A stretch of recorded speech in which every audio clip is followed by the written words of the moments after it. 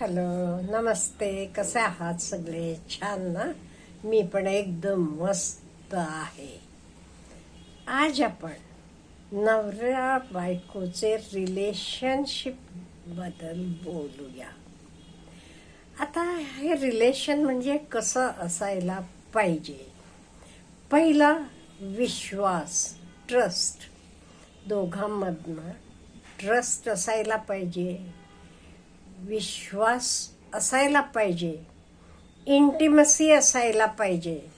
Even तुमचे financial plans हे सगळं शेअर करायला पाहिजे.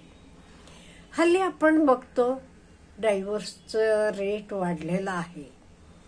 कित्येक वेळेला ह्याला कारण विश्वास नसतो. एस्पेशली फायनान्स बदलते. ताई दोघंही नवरा बायको मिळवणारे असले तर हे माझं नाही, हे आपलं, ही भावना यायला पाहिजे.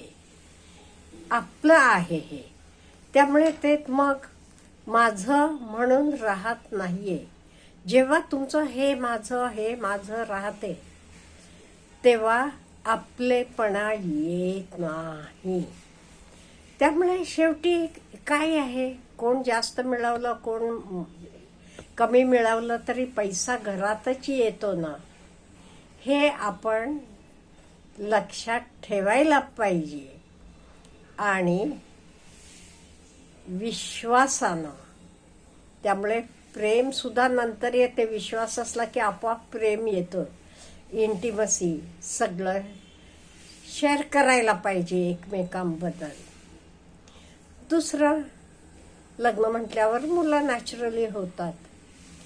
मुलांना मोठं करायचं, त्यांचं एज्युकेशन, हे सगळं आपण अंडरस्टँड करून दोघाही एकमेकांना, नाही ते वडील म्हणणार माझ्यासारखा मुलाला इंजिनियर करायचं, आई म्हणणार मी डॉक्टर आहे, नाही त्यानं डॉक्टर व्हायला पाहिजे. नाहीये. तुम्ही मुलाची आवड निवड बघा आणि त्याचे प्रमाणे मुलांना मोठं करा.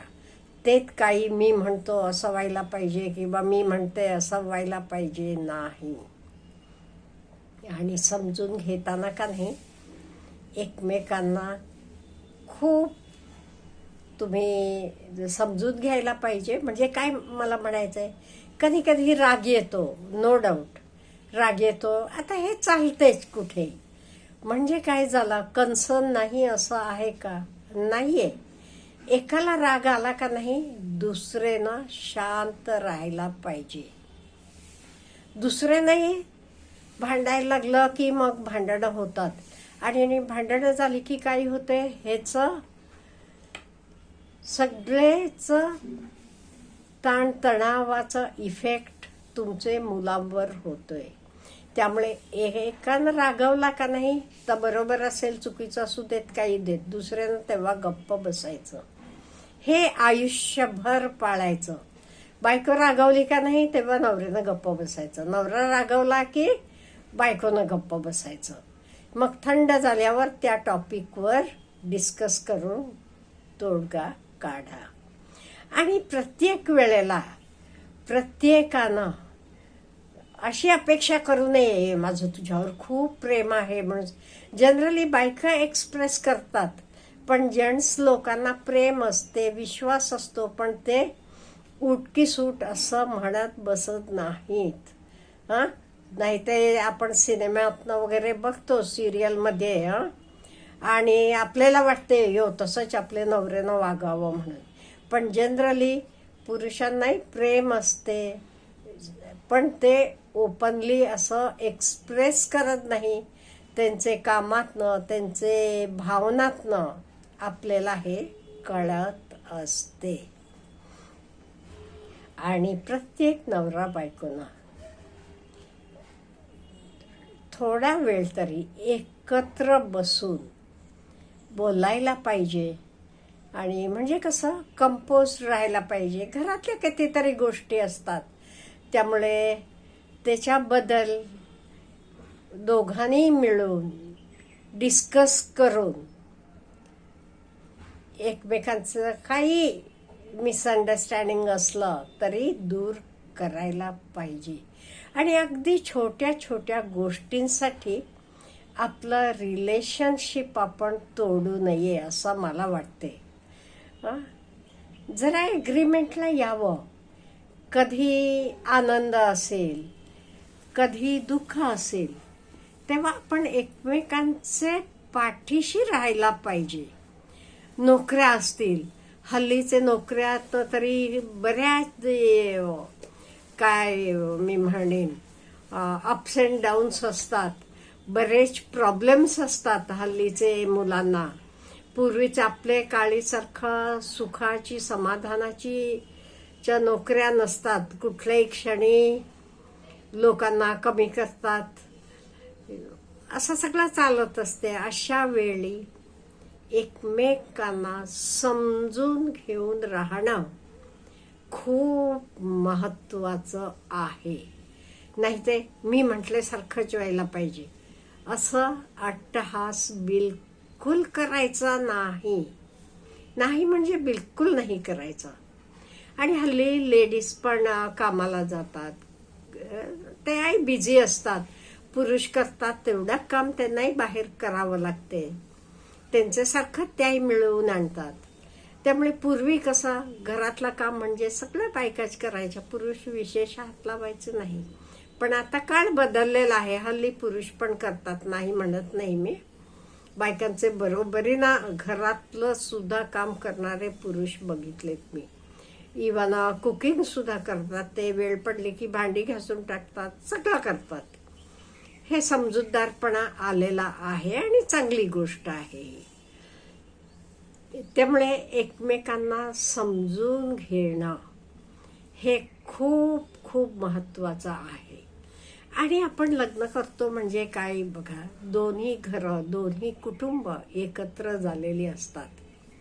कित्येक वेळा नाही ते काय होते, बायकांना आपले माहेरची माणसं म्हणजे जवळची, सासरची माणसं येऊ कशाला बाई पिढ्या आली असं वागतात. नाही, असं वागून नाही चालणार.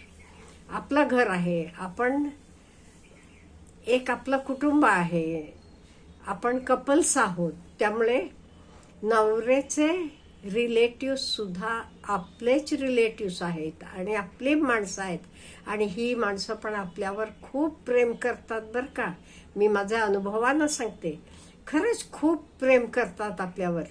माझी तर एक मावस नणंद होती, ती तरी मला म्हणायची, अगं बाईनी तुला नोकरीचे ना हे सगळं करता येत नाही म्हणून ती मला सगळं उन्हाळ्याचं शेवया असतील, सांडगे असतील, पापड असतील, सगळं वर्षाचं मला ती करून आणून द्यायची.